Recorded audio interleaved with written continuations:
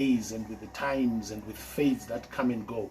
Principles are forever, and that's why they're important that we know and that we teach them, because when we live life by principle, our life is consistent and things will happen the way that they should, not based on preference, which changes depending on who's singing today, what's fashionable, what is Beyonce doing, what is this one doing. Principle is life.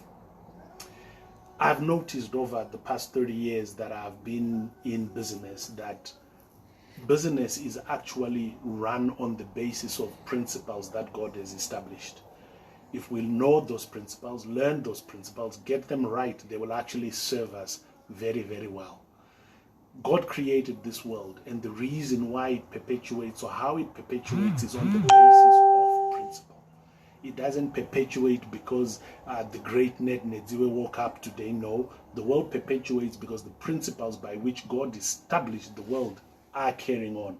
As it is written in Genesis 8, seed time and harvest, for example, will never end. That's a principle. So as long as you want a harvest, you have to sow a seed. That's a principle. That's the kind of thing we are going to be talking about. Because once you have a principle, or things are running according to principle, the world then becomes predictable rather than unpredictable, where today you wake up, the sun is coming from the west, the sun is coming from the north. No, the sun comes from one place because there's a principle that has been set which makes it all predictable. That way we can live our lives. There is no real haphazardness in life. Life follows certain principles, which if we follow or violate, the consequences are same. It's are obvious rather. It's a reward and consequence system. It's a seed and consequence system. Where you sow this seed, these are the consequences. You do this in principle, these are the consequences. That's how the world is set up. So it's important that we understand the principles by which God established the world and runs this world. Everything happens in terms of one principle or another. There is no haphazardness. The careful study of principles, extraction of their wisdom, deployment of their call to action can only help our endeavors every day, because we are complying with the laws and the rules that obtain. So over the next couple of weeks, we are going to look at 100 key principles. They are grouped in 10s.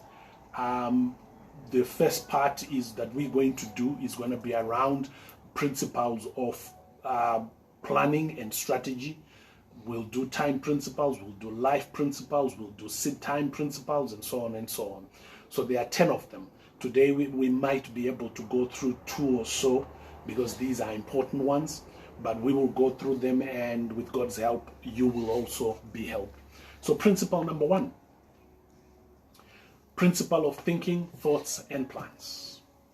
It is important, ladies and gentlemen, that if you lead anything, you lead a business, you lead a country, you lead a church, you lead a division in a company, you lead a department in a company, you lead a family, you lead children, that thinking becomes a necessary part of your life. We teach about how we must wake up every day, spend some time studying the Bible, praying, agreed.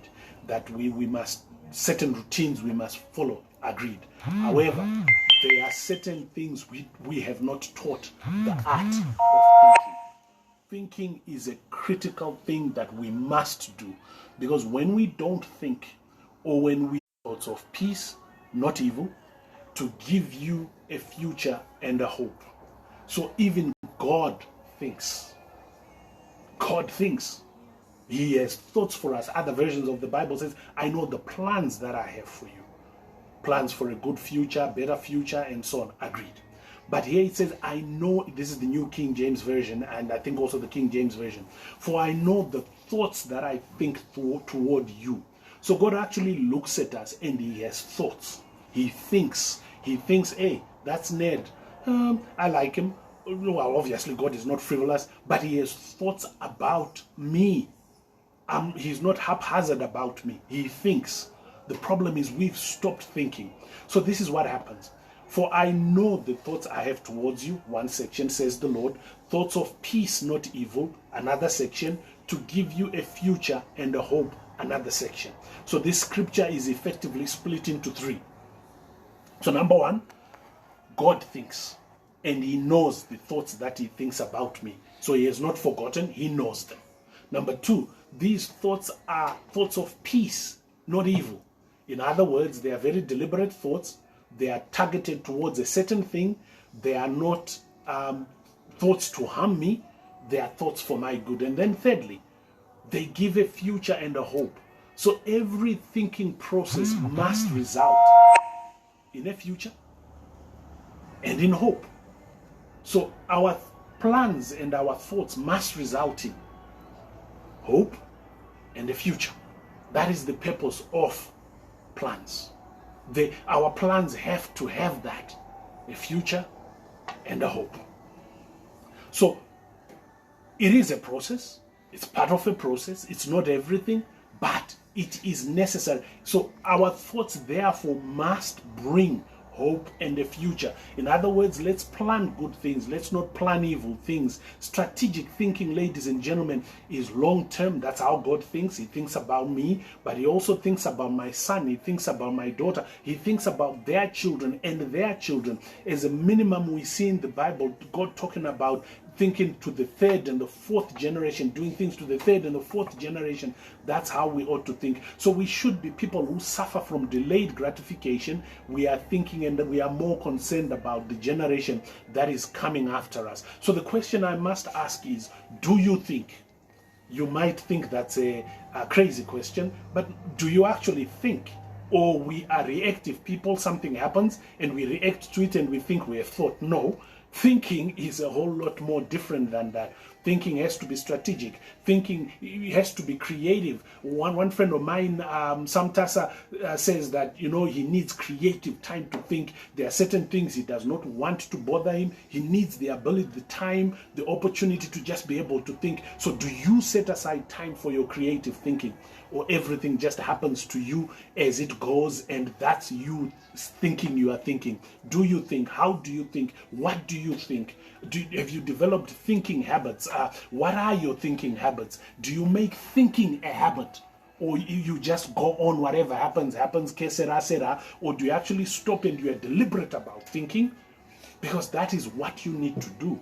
How and what do you need to think differently in your life to change who you are, to change your situation, to change where you are? I have realized this. Greater wealth actually comes out of thought processes than physical processes. The physicality of the thought is secondary. It's the thought that is primary. Let me explain what I mean. In the United States, for example, the wealth we see in Bill Gates, in Apple, the musicians, the Jay-Z's, all those guys, what they have done is they have taken a thought, they have patented it. That thought is called intellectual property. They have patented it and they are using it in physical form eventually. So Africa then needs to realize that property is great. Farming, crop is good. But bigger and better wealth, solutions, etc. come out of IP. Even now, the intellectual property around better seeds means that a seed company then makes a seed that produces better yield, which means people buy it more. But it started with a thought. It started by somebody doing something that then caused a physical product. So Africa needs to move from beyond just worrying about physical assets and property and wealth to more intellectual property type wealth. Patents, softwares, music, and things like that that are thought first, patented as thought, and then come into effect. I remember a few years ago, one of our businesses was working with a global enterprise. What these guys did to avoid competition from catching on, they manufactured something. Imagine making a car. And they manufactured these car components in 10 different countries. They made the wheels, the chassis, and so on in one country, patented it. They made the engine or this, that in another country, patented it. And they then brought it together and revolutionized the industry. Their competition did not realize what was going on because this thing was being made in components all over the world. And by the time it came together and they realized what was going on, the industry was revolutionized. Since then, the other companies, the competition of this one company, it's taken them about 4 or 5 years to catch up. In the meantime, this company has taken more market share simply because they thought through, patented, and they have since implemented that idea. I encourage you, ladies and gentlemen, to move your business, your wealth process, your daily work process from just being whatever you do every day, because maybe you are an agent for Toyota, therefore you just sell cars. Put some thought into it. Engineer different ways of doing things, better ways, clever ways, because thoughts must, of necessity, every thought must bring a future. It must bring hope. So when we sit and we think about where we are going, what we are doing, we are painting a picture for tomorrow. That's what planning is. And we'll talk about that in a couple of weeks or next week, I'm not sure. But when you think you are painting a future, you are seeing a future, and you are creating a hope. None of us can live without hope. So when we do that, our lives are better, our futures are better, because we have exhausted some time and energy in a future.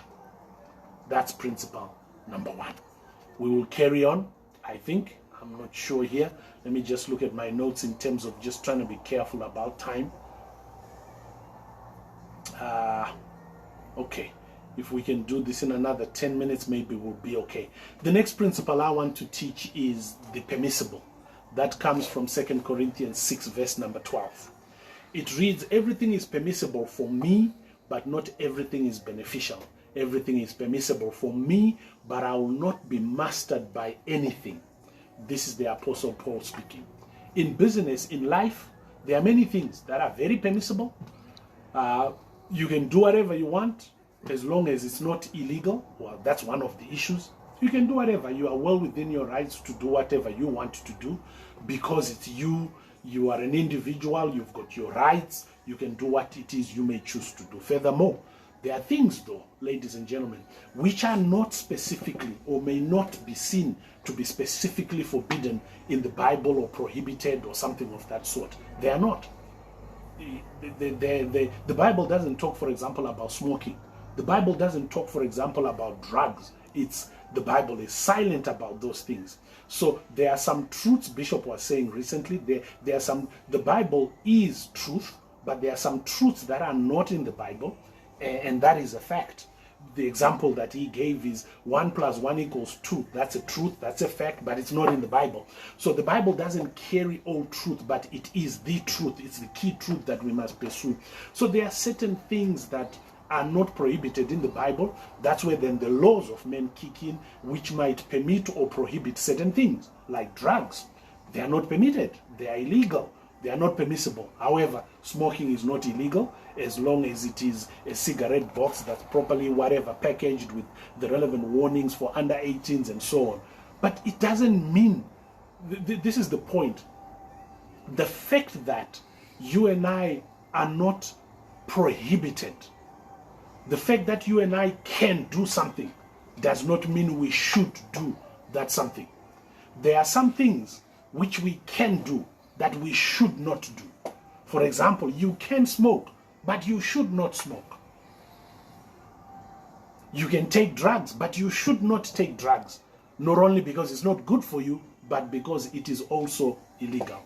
Legal permission, ladies and gentlemen, or the right to be able to do something, legal permission or legal right, does not always translate into moral permission or moral right, a must or an obligation. There are certain things we may be able to do, but it does not mean we should do them. So before you do anything, even in business, even a transaction, a deal, particularly in these days of dealership, before you do that, ask 3 questions. Number 1, is it permissible?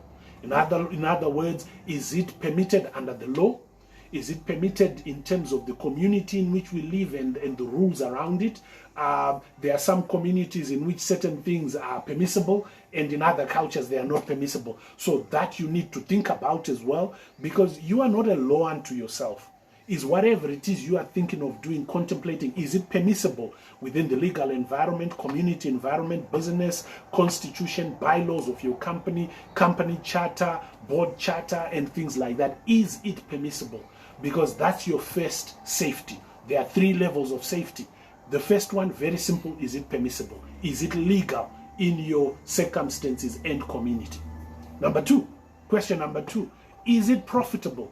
That's the next level and the next check you must ask. Whatever I'm getting ready to do, is it profitable? Yes, maybe profitable in dollar terms, but that's not the profitable that's keenly intended here. Profitable as in beneficial.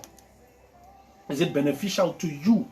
Is it beneficial to others, such as family, such as your children, such as your congregation, such as your partner in business, such as your spouse? Is it profitable to them? It speaks to selfishness, because sometimes we do things that are profitable to us, even if they don't benefit anybody else, as long as they benefit me. Well, that's not good enough a standard. We should have better standards than self. If it is not, then don't do it. The fact that there is a specific law prohibiting it or does not mean that it is automatically profitable. So some of us are people of opposites. If they say don't do it, well, that's the very reason why we want to do it, because they say don't do it. That's the wrong attitude.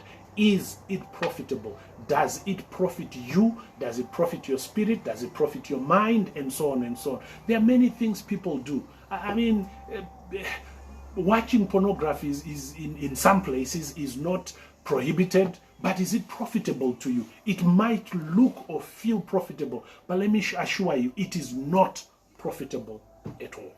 So profit, benefit, goodness to yourself, and the greater whole that you should consider are key considerations before you do anything. Number 3, the question you should ask, number 3, is whatever it is I'm getting ready to do or that I'm doing now controlling me?